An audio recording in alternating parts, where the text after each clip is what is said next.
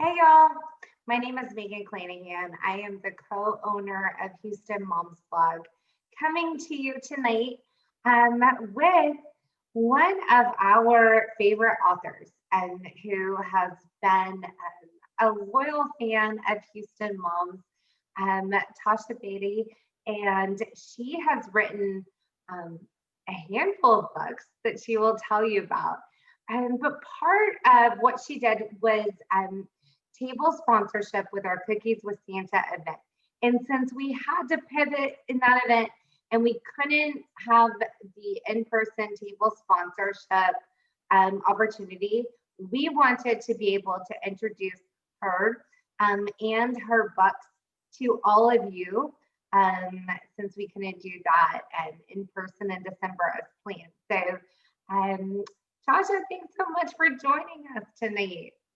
Thank you for having me.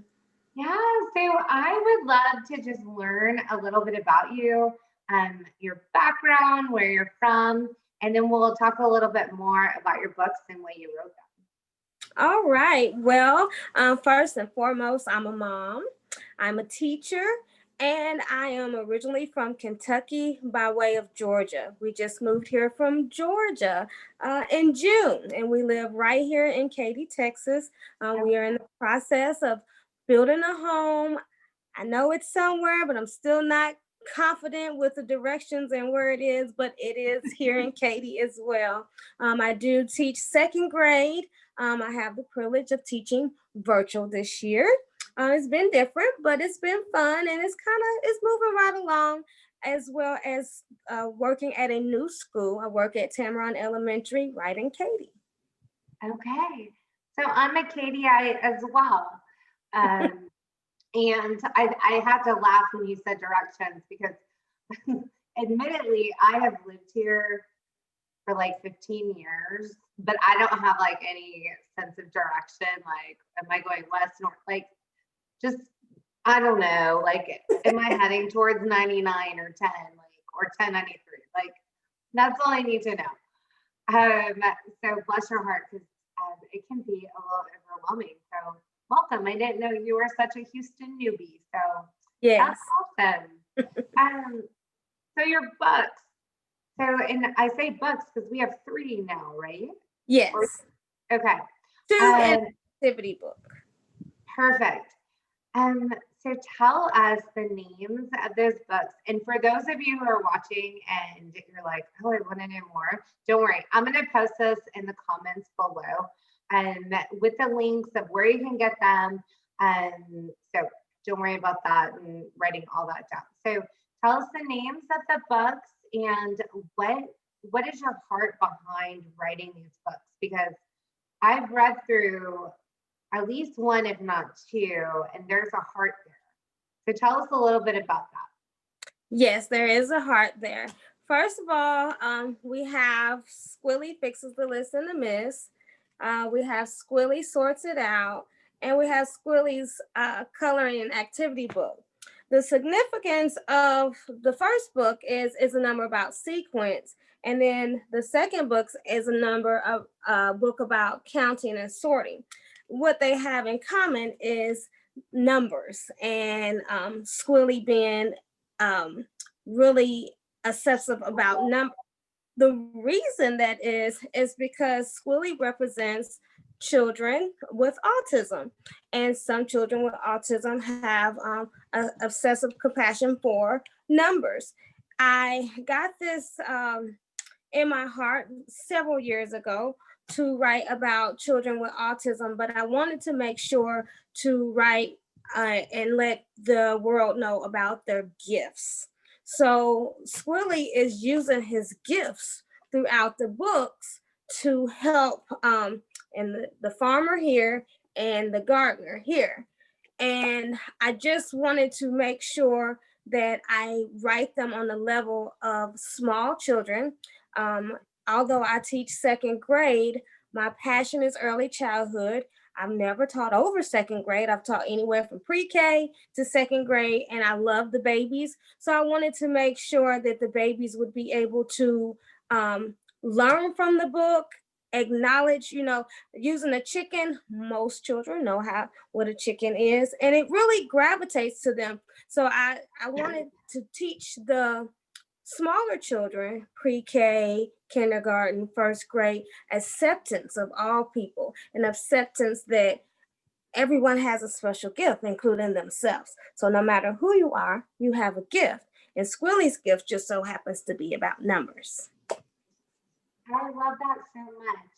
And I think that teaches, I read something the other day about how not only do we need to learn how to teach autistic children and what have you, but like we as a population need to understand how to love and accept those who have that, and they have special gifts.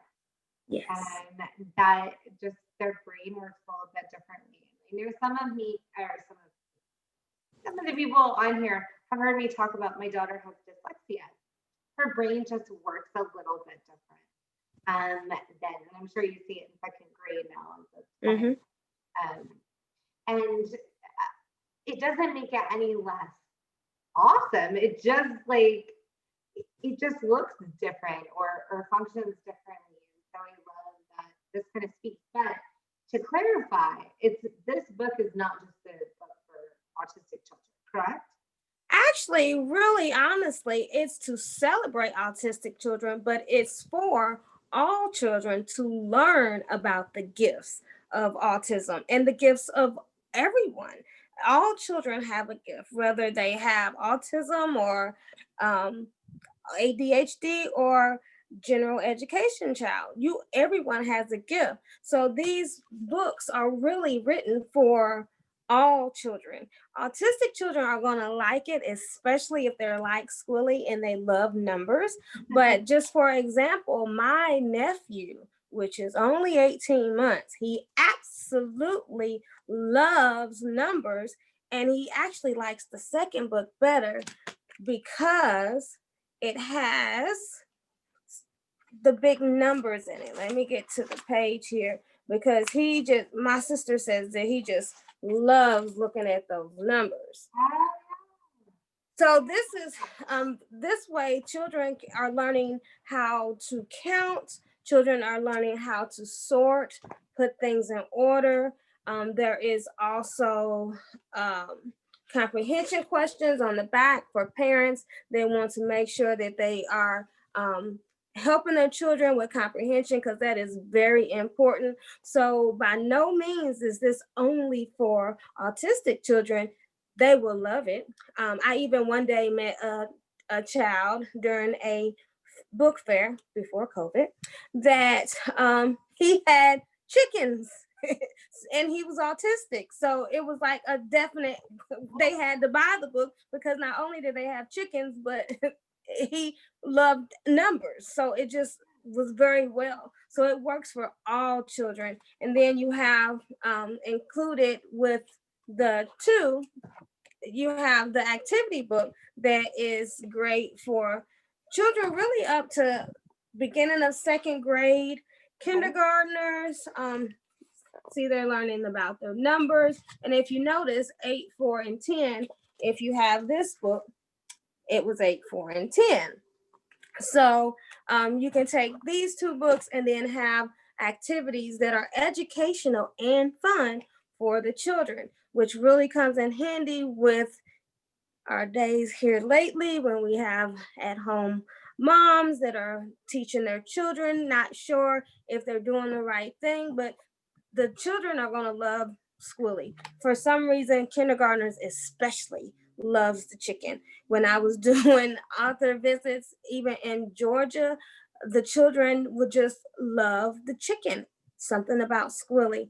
I'm glad they love them, but they gravitate to Squilly. And I don't know if it's his name, because even at the school that I worked at in Georgia, I got the opportunity to read to the whole school. And from that day until COVID happened, they would say, "You're Squilly, where's Squilly?" And always talking about Squilly. So he really has a good little thing going on. Plus, you got other animals in here. So the books can be used for all sorts of ways: animal identification, comprehension, building number skills and number sense. So it really goes beyond. It just depends on how you want to use it. I love it so much. And I have to laugh because I think part of the appeal is in the name. Um, you know, I have twin fourth graders, and I'm going to be a mystery reader. They don't know that, so hopefully I didn't say it too loud. A mystery reader virtually for them in February. So we asked our teacher, I'm like, what do they want to read? Like, what, I mean, I know what my kids are reading at home, but like, what would appeal to the classroom as our classroom favorite? She said, anything silly or kind of gross. And like, and so that kind of speaks, I think, not that Squilly is gross, but Squilly is a silly name. Mm-hmm. And I think that's a really kind of the attraction there. And then plus, like, thinking of Squilly and chicken and like naming it. I think it's adorable. And then also, I think it's awesome. When I look for books, that can like last a couple of years. I don't want to just buy a book that, okay, it's, you know, specifically for this 1 year development. I can't do anything else with it. And so I love, like, especially such a second grade teacher thing to have the comprehension questions in the background, so, or on the back page. So that way, those who might be older and beyond maybe the large number recognition. Okay, so now we're going to start talking about some comprehension questions that prepare us for, I mean, the evil word test and all the things. Yes. That start happening. So I think that's so helpful. I love you sharing that. So Tasha, you said that you would just so gratefully share a portion of, not a portion, you're going to read Squilly Fixes the List. I want to make sure I say it correctly. Squilly Fixes the List in the Midst. Yeah. And again, this will be one of the books that we put on here, but you are going to read it to us. So if you have kids who are home or watching, and this is a great time to bring them in while Miss Tasha reads to them, live author, which I think is kind of cool. Otherwise, you can grab the book to go with. So, Miss Tasha, I will let you go with that. All righty. Okay. Here is Squilly Fixes the List in the Mist, a story about number sequence. Farmer left the list, but the numbers are all jumbled in a mist.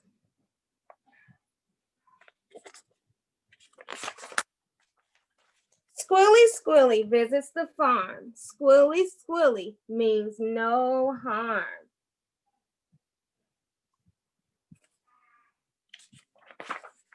Squilly is not like the rest, but numbers are what he does best.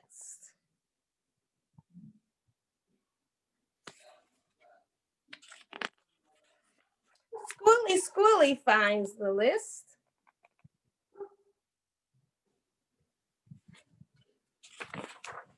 To put the farm back in order is the thing to do. But first, he must fix the list that is in the mist.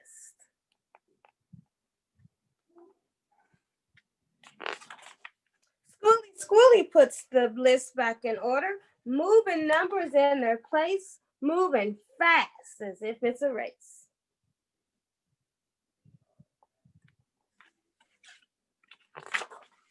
All the other animals watched in shock while Squilly fixed the numbers, and he really rocks.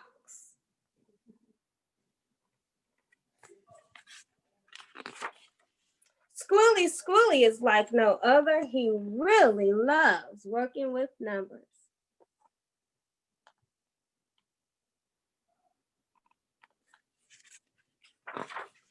He fixed the numbers on the sheet. The farmer's list is now complete.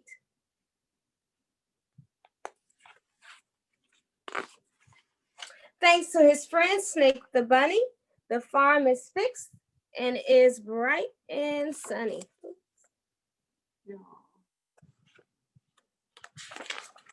There's Squilly and Snick. Snick is a bunny.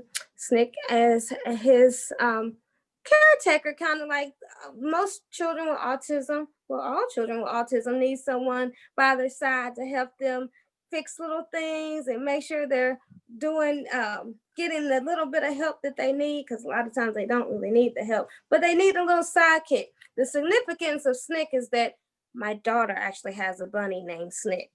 So that's, and at the end here is just a little, this is the heart that you were talking about. So I will go ahead and read that. Autism, misunderstood by many, all about Squilly. Squilly is a representation of a child that has autism. Although he appears to look like all the other chickens, he has a noticeable difference, which is an obsessive interest in numbers and placing numbers in order. Squilly loves routines. Numbers help him keep his routines in order. Many times, children with autism are misunderstood for being different or having disabilities that hinder them from having a life like other children. But children with autism have many talents. Just as Squilly was able to help the farmer get his farm back in order, children with autism can help society in many different ways with their individual talents. This book was written to help early readers learn about the differences in children with autism and help children understand that children with autism have special gifts and talents that can be used to help make the world a better place. And there are the comprehension questions at the end. And that is Squilly. And one significant thing about this book is, like you were saying, like for the second graders, even though it only goes up to the number 10, sometimes it just gives them something to look forward to, just a small little activity. So like here in the activity book, they can help Squilly put the list back in order. Great. Yes. So good. And I have to tell you, I love the portion of his little sidekick. You said, what was the name again? Snick? Snick, yes. Okay. Because I think that's the other overwhelming message for this is that if you are watching, and maybe your child doesn't have autism, and but your child will know somebody who has autism. So I think our goal as parents is that we lead our children to come alongside those who may be a little bit different. I know my daughter needs support from a dyslexic standpoint, and knowing that she's not just, she's different, but not really. Yeah. Like we're not on the outlier. And right. So I love just helping with the normalization. And again, those messages of Squilly is amazing at numbers. That's what Squilly does. And that we all have our unique individual talents here. So they're worth being celebrated for sure. Yeah. So I love that you've written these. Again, there's 3 books. Yes. And we will post them, each individual link in the comments below, so you can go and grab your own. Tasha, any final words that you would like to say to the Houston Moms Blog audience? I just would like to say that just help spread the word about the gifts and talents of all children. It doesn't matter if they have a disability, if they don't have a disability, and the talents of children with autism goes way beyond numbers. We have children that are very musical. There are artists. Some of our famous actors and actresses are autistic. So just please help spread the word. The books are very educational. They're fun. Children really love them. I've given several to children. There's several been purchased, but I really get really good feeling in my heart to know that children are learning about Squilly and learning about numbers. And the teacher in me says they got to learn about everything. So that's why I try to put everything in there, numbers and comprehension. And then we have the activity book. So it's well worth taking a look at and having your children read the book, and they can start. Another big thing that I wanted to make sure that they can start at pre-K, getting it read to them, but before you know it, they'll be able to read it to you because it's an easy read. And isn't that the best, right?